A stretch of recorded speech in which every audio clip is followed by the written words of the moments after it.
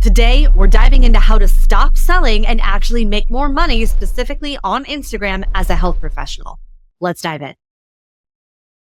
One of the things that I do for myself and that I tell my clients to do is to make sure that we are always making data-driven decisions and that we are being discerning in data, which is actually one of the things that we're actually going to talk about today because most people get this wrong. But for me, what I am looking at, especially in Q4, as I begin to prepare for Q1, which is the Super Bowl of the fitness industry. While traditionally most of the online businesses are starting to slow down, we're definitely going to take a break, but we are ramping up and getting prepared for Q1 because the truth of the matter is, if you aren't, someone else is, and you could potentially be on the back foot because think of it like this. If I asked you, who was the first woman pilot? We would probably all know that it was Amelia Earhart, but she didn't get there and she didn't get there alive. So who was the second? Who was the third? And who was the fourth? We usually do not know those names. And the reason why is because they weren't first. It didn't matter that they got there faster, that they got there and they got there alive. So it's essential that you, while there's going to be an abundance of opportunity, you are just going to be more prepared if we start getting set up. So get prepared now, maximize the $1 trillion that is about to be spent during the holiday season, take a break, and then gear up for Q1 because it's going to be an awesome 2020. So that's what we've been doing here inside of Beeson and Fitness is really closing out and getting prepared. And part of what I'm looking at is where did my resources go? Where did my traffic and leads, customers and clients come from? And so I'm making sure that the resources allocated in energy, effort, time, and money have an optimal return on investment. That's what I'm looking at. And so one of the things that we were looking at for Q4 and for Q1 is our organic efforts and what has been happening. So I wanted to take a break so that we could distance ourselves as we start to really focus on organic marketing, specifically on YouTube with the podcast and how we're going to maximize short form in order to get in front of new eyeballs and to really continue the depth of education so that we can remove resistance and really connect with our people so that we can raise industry standards. Because I am on a mission to help the smart and struggling coaches who actually care about the science of training and know that they can make a difference to raise our industry standards. And I'm on a mission to connect with you, more people like you, so that you can help more people and have a ripple effect inside of this industry. Because what I tend to see happen is a lot of the smart and struggling coaches think that they're a dime a dozen, when in the reality is the context is so small. And the majority of people out there are struggling and they're suffering. And it's because they're operating from mistakes and misconception. So this is exactly why I created this episode today, so that you could stop selling, start serving, and actually make more money, make a bigger impact and increase your revenue. Now, a lot of people, they get tripped up because they think, I don't want to be greedy. And I got into this industry to help people. And I get that. Me too. But I want to remind you that you can't pour from an empty cup. You can't help people if you don't have resources in time, energy, effort, and money. So let me help you get more resources, both your time and money, so that you can help more people, because your people are going to buy things. The real question is, are they going to buy the stuff that hurt them from people who have no problem harming people, or are they going to buy from you? Because why not you? So let's get into it. 5 main components that I want you to think about in order to double your impact and revenue. So number 1, I touched on it briefly, but it's worth diving deeper into it, is you have to look at your relationship to selling. Now, I get it. Most people don't want to sell. They think there's something off about selling. And I get it. I know why that happens, because likely you have had an experience where you were sold to at an inopportune time, where someone slid into your DMs and said, hey, Beeson and Fitness, come buy followers. You've had experiences where you're just trying to chill and someone will take no for an answer. You've had experiences where people made you feel bad about yourself for not saying yes to them. You've had experiences where people aren't listening to you, or they already think they know what you're going to say. And I get that. Now, the problem is that a lot of those manipulative and traditional sleazy pressure-filled experiences, they work. Otherwise, people wouldn't teach them. And the real fact of the matter is, a lot of the people who come off pressure-filled and sleazy is because they lack the nuance of communication. And they're just following a script that was given to them without really listening and connecting with the other person on the other side. So what happens is two things. Number one, maybe you have experienced this yourself, so you don't want to participate in that problem.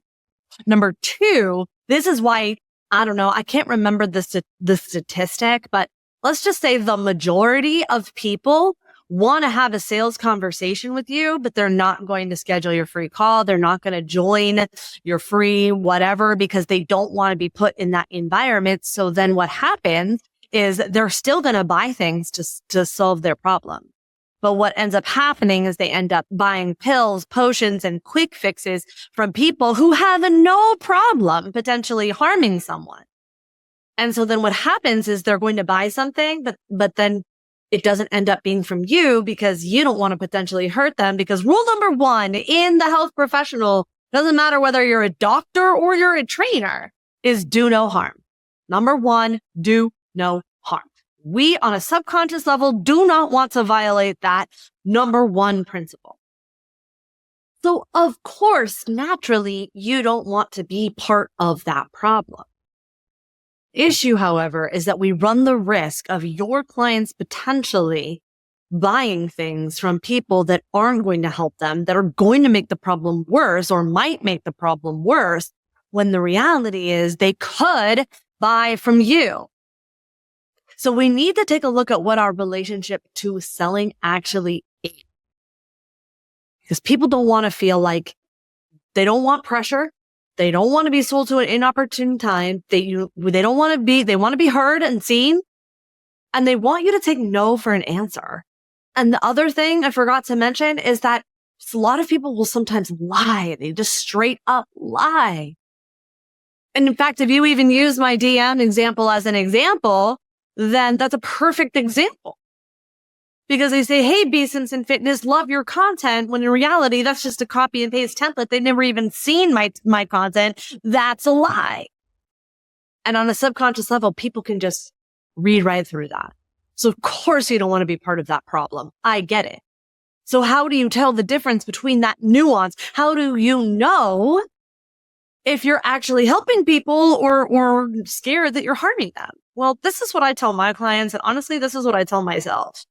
It's really important to remember that if you don't value what it is that you bring to the market space, then how on earth can you expect anybody else to value it?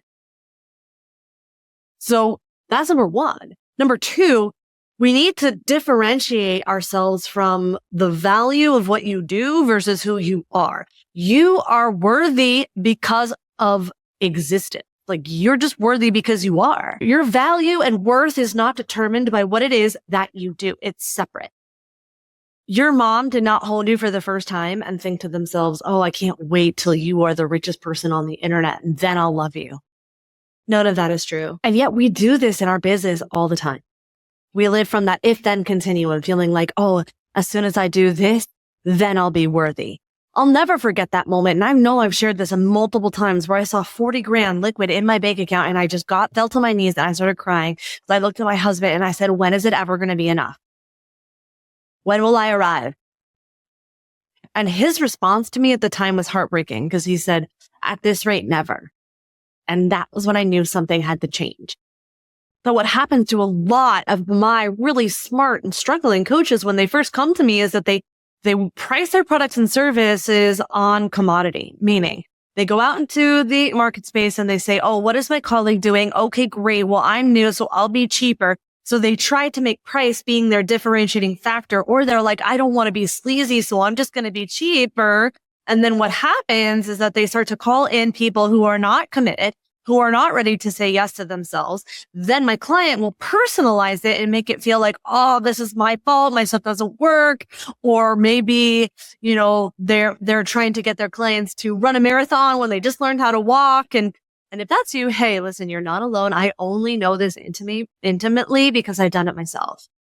And then if you're anything like me, you try and do the work for them so that they can help, so that they can get the result faster. But then it ends up just being in this vicious cycle.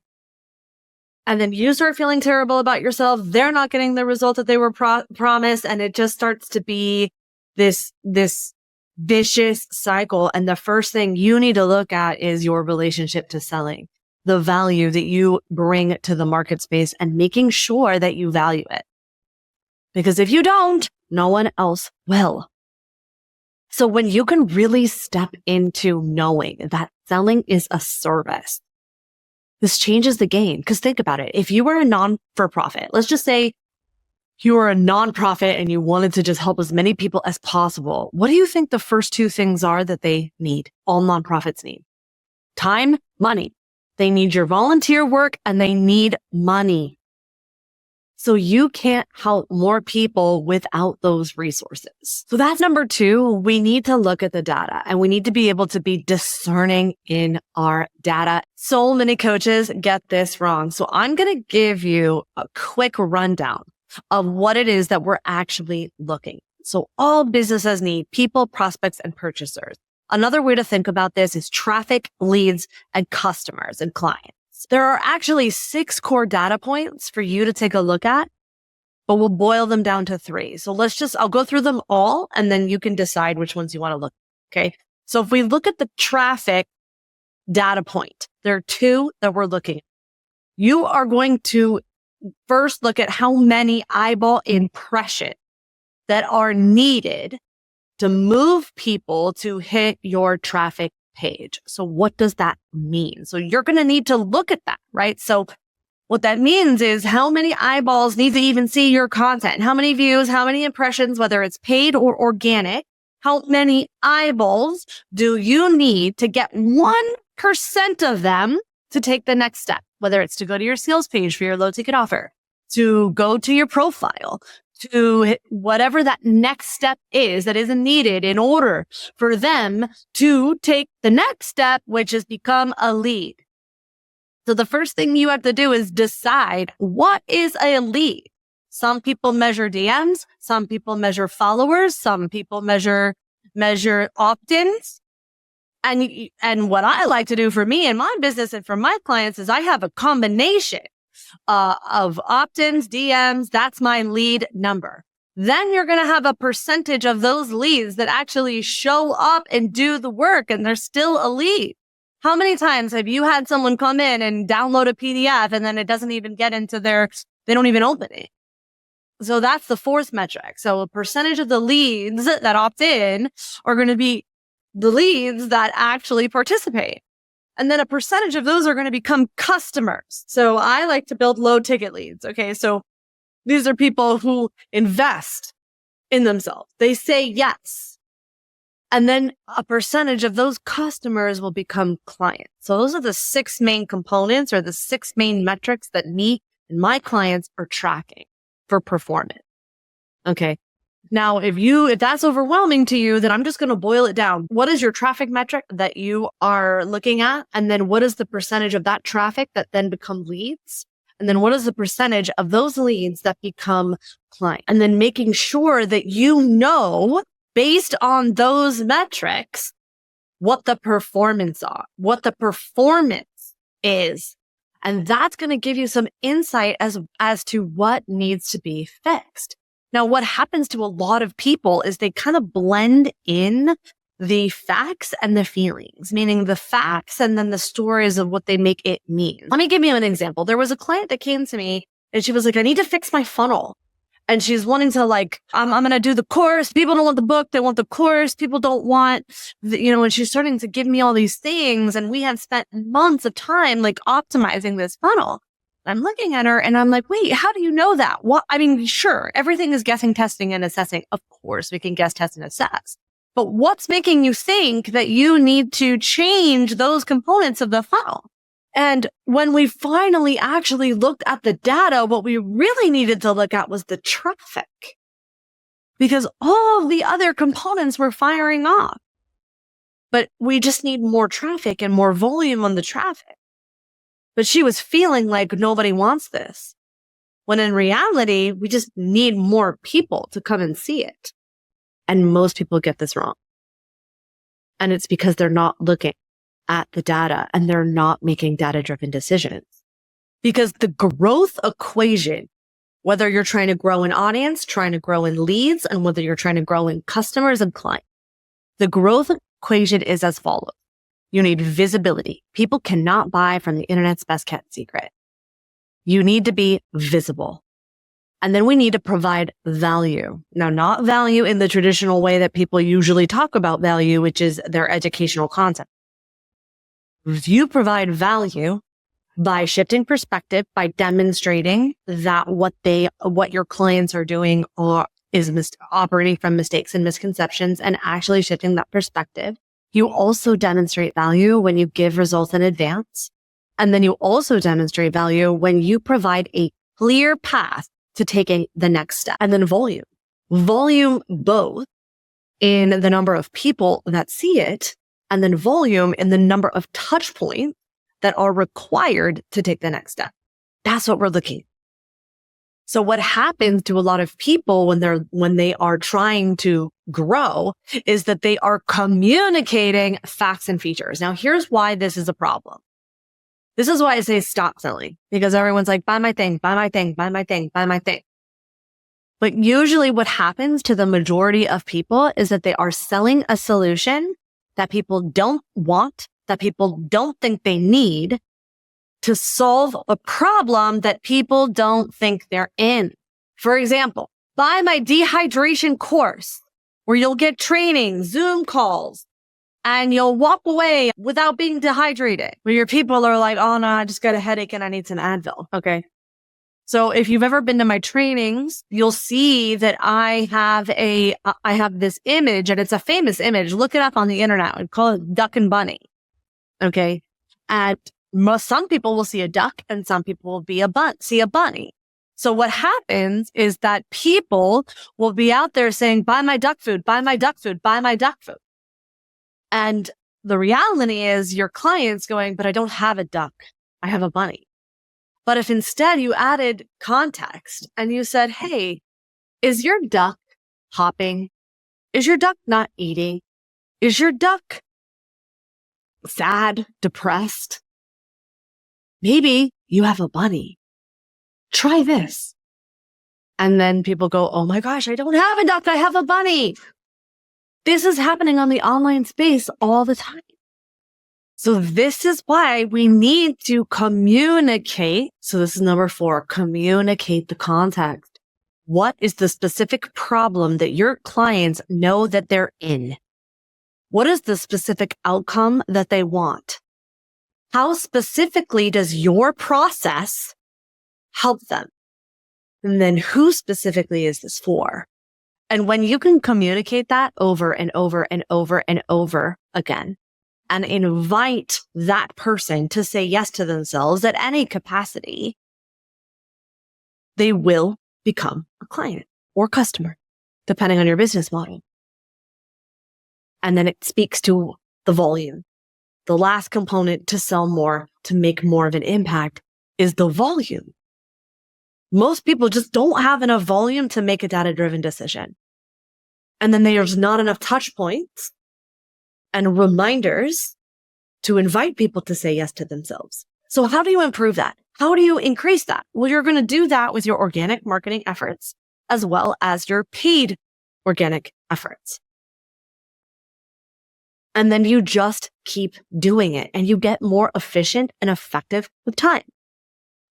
Now it's interesting. So those are the main things. And it's interesting. I'll share with you that it's taken me forever to press record on this episode just because I've been putting so much undue pressure on myself. In fact, I had recorded this episode previously earlier and I had just so many hours. I think it took me about 45 minutes to get this to come out. And I think that the main reason why was because I care. So if you're anything like me, then I get it. You're not alone. It's because you care. I want to help people. I don't want to participate in harmful tactics. I know there is a difference between intention and impact. And I'm constantly on the pursuit of excellence so that I can help more people. But what ends up happening is that is why people say that trying to be perfect is just fear with the dress on. I'm afraid of that. So that's what courage is all about, right? Courage is acting in the presence of fear. And so I told myself the same thing that I tell you and the same thing I tell my clients, which is number one, you just need to acknowledge it and know that it's there. And then number two, be the first person to say it because then it diffuses the situation. And then number three, just press play, 70% perfect. Now, I acknowledge and know that that pressure is there because I want to do a good job, because I want to help people. So I don't want to take that away.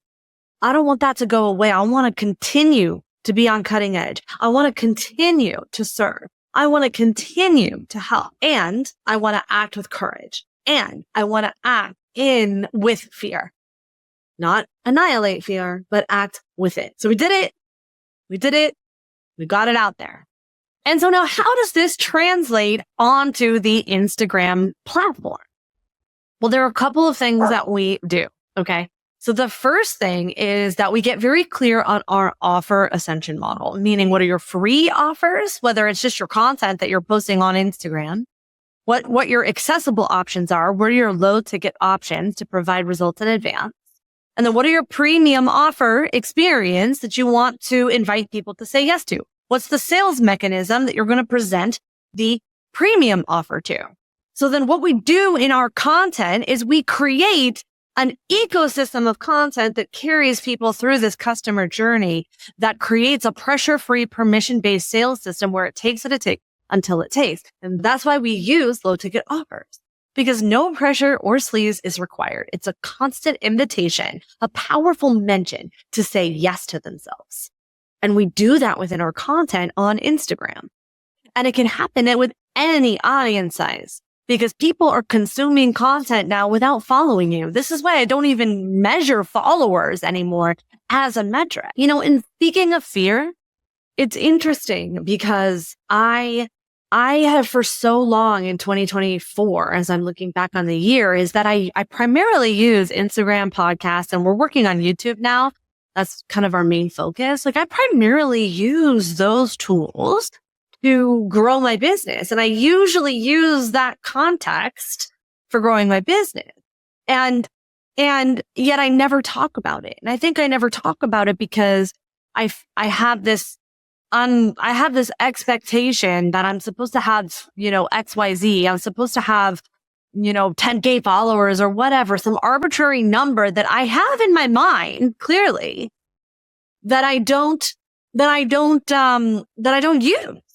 I don't talk about because I feel like, I'm not there yet. But yet that's all I teach my clients really to do. And we have had a very lucrative, profitable business in the online space this year with a handful of followers. Now, big compared to what? So we're working on growing that and focusing on that in 2025. But it's just interesting to me that I feel like, I lost my expertise because of some arbitrary thing. Or rather, I lost my authority because I started over. And so therefore I can't stand in my expertise because, I would have done it by now. But that's not true. That's not true. I mean, I could go buy followers, but I don't care about the perception. I care about the reality of the profitability. I'm not looking at popularity metrics. I'm looking at profitability. Because I bet you can think about someone in your mind right now who has more authority than you, but not necessarily expertise. Then you have to really ask yourself, is that authority a perception, a false perception? Because I know someone who has millions of followers right now that teaches people to, eat, burn their esophagus. So authority doesn't necessarily equate expertise. If you want more specific help from me and from my team to get you set up for 2025, be sure to check the description, the show notes, whether you're watching this or listening to this. And I'll walk you through all the ways that we can help you. And if you've been one of our loyal listeners, thank you so much for being here. I'm so happy to be back. And if you loved this episode, it would be a huge favor to us if you would share this episode on your social, tag me, let me know your biggest takeaway so that we can help more people just like you. Thanks for hanging out with me today. I'll catch you on the next episode.